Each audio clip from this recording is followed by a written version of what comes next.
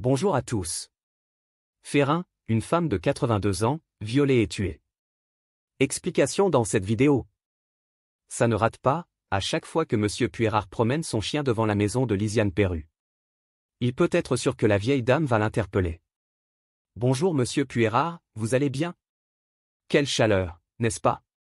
Monsieur Puérard s'approche alors, et l'octogénaire, assise sur un rocher, face au canal, caresse le chien. Elle se sent seule, Lisiane, ça crève les yeux. L'ancienne préposée de la poste profite de la moindre occasion pour engager la conversation avec les voisins ou les passants. Le problème, malheureusement, c'est qu'aujourd'hui, dans le monde où nous vivons, tout le monde n'est pas aussi sympa que Monsieur Puérard.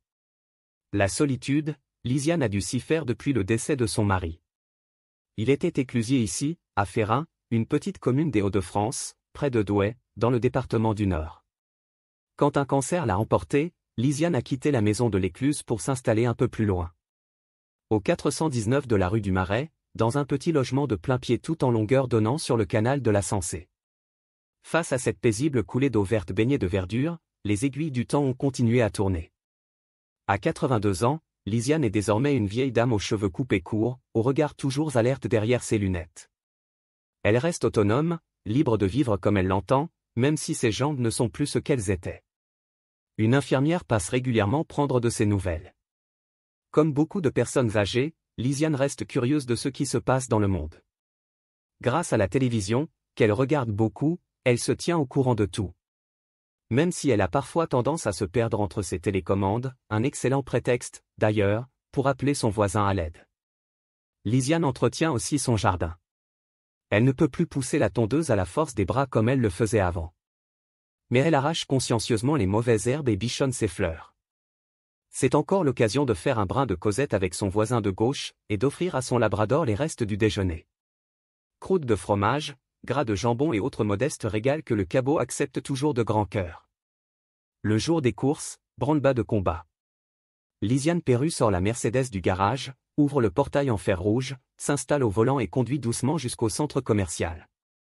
Bref, l'ex-postière ne manque pas d'occupation, mais ce qu'elle aime par-dessus tout, c'est s'asseoir sur le gros rocher juste devant chez elle et regarder les gens qui flânent le long du canal. C'est sa place fétiche, son poste de vigie. Cette habitude lui a valu, dans les parages, le surnom affectueux de Mamie Canal. Lisiane, on l'a dit, prend plaisir à bavarder avec tout le monde, sans méfiance. C'est ainsi qu'elle a fait connaissance de Christophe Guinet. Un pêcheur à ligne d'une cinquantaine d'années qui vient souvent taquiner le brochet ou la perche dans le canal. Comment ont-ils sympathisé? De quoi ont-ils bavardé?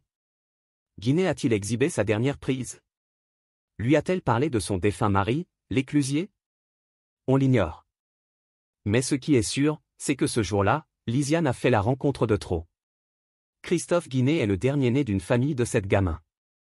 Et quelle famille! Le père hurle après sa marmaille à longueur de journée et les 4 garçons taperaient sur leur mère. Chez ces gens-là, on crie, on s'insulte, on se bagarre jusque dans la rue. Derrière la façade décrépite de leur maison aux carreaux cassés, c'est la misère crasse. À l'exception du fils aîné qui travaille à la déchetterie d'Arleux, la famille vit des aides sociales. Désœuvrés, sans boulot ni diplôme, ils ont évidemment quitté l'école très tôt, les jeunes boivent tous comme des trous. Et comme ils ont l'alcool mauvais, ça finit toujours en pugilat. Malgré cette ambiance détestable, Christophe a toujours bénéficié d'un capital sympathie dans le quartier.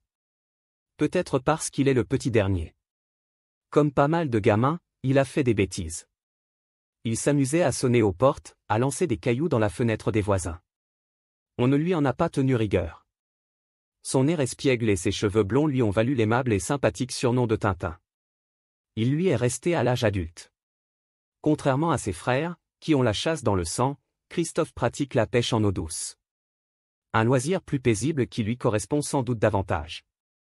Sauf qu'en 2014, sur le coup de la quarantaine, Tintin révèle d'un coup son vrai visage. Il agresse une femme âgée vulnérable et la viole sauvagement. La victime succombera quelques jours plus tard des suites de ses blessures. Aux assises de Saint-Omer, Christophe Guinet est condamné à 10 ans de réclusion. Il n'en passera que 6 derrière les barreaux. Et apparemment, c'est un autre homme qui sort de prison.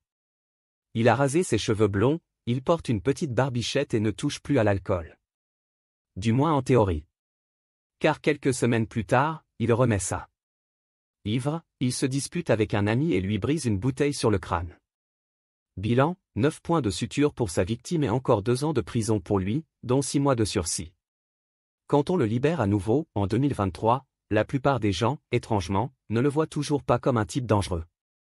Plutôt comme un garçon un peu simplet qui aurait fait des bêtises. On continue de l'appeler Tintin, de le saluer quand il se balade à pied le long du canal en parlant tout seul. Ou bien quand il circule ici et là sur son vélo. Comme ce dimanche 9 juin 2024, dans l'après-midi, lorsqu'il descend de sa bicyclette pour sonner chez Lisiane Perru. L'octogénaire l'invite à entrer, probablement heureuse d'avoir une visite. La porte du petit pavillon se referme. Il est aux alentours de 9 h, le lendemain matin, quand l'infirmière se rend chez Lisiane pour sa visite habituelle. C'est elle qui découvre le cadavre de l'octogénaire à moitié dénudé, baignant dans une mare de sang. La vieille dame a reçu plusieurs coups de couteau, elle a été étranglée. Et probablement violée. Son meurtrier est rapidement confondu, à la fois par son ADN et par la vidéosurveillance de la ville, c'est Christophe Guinet. Il est interpellé, mis en examen, cette fois pour meurtre aggravé, mais reste présumé innocent. Celui qu'on prenait pour un type sympa serait décidément un pervers sexuel obsédé par les vieilles dames. Des habitants du coin en état de choc sont allés déposer bougies et fleurs devant la maison de Lisiane. On ne verra plus la silhouette familière de Mamie Canal sur son rocher. Sa disparition laisse un vide amer. Lisiane a été victime d'une mauvaise rencontre juste en face de chez elle. À l'endroit du monde où elle se sentait le plus en sécurité au monde. Merci d'avoir regardé, n'hésitez pas à partager la vidéo avec vos amis et à vous abonner à notre chaîne pour ne manquer aucune de nos futures vidéos.